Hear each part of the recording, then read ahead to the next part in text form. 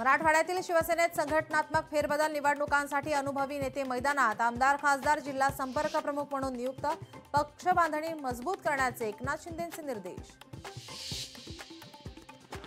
आगामी निवडणुकीच्या पार्श्वभूमीवर मुख्यमंत्र्यांचा युथ कनेक्ट 24 नोव्हेंबरला मुंबईतील 100हून अधिक कॉलेजच्या विद्यार्थ्यांशी साधणार संवाद। मालाड मालवणीतील अनधिकृत बांधकामांविरोधात मंत्री मंगल प्रभात लोढा काढणार मोर्चा। आज दुपारी 4 वाजता मालवणी पोलीस ठाण्यावर मोर्चा।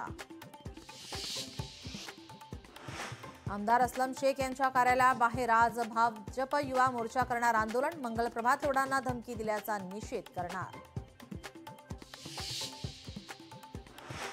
बीडमध्ये ऊस दर प्रश्नावर शेतकरी संघटना एकवटल्या। 24 नोव्हेंबरपासून बेमुदत चक्का जाम आंदोलनाचा इशारा।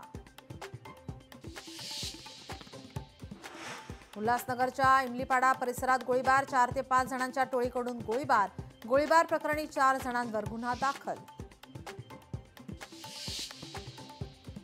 मंत्री पंकजा मुंडेचे पीए गर्जे यांच्या पत्नीची गळफास घेऊन आत्महत्या।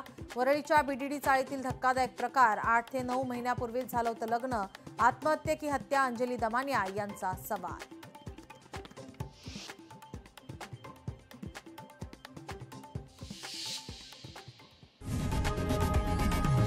लोकशाही मराठी ऐका, पहा, जागरूक रहा।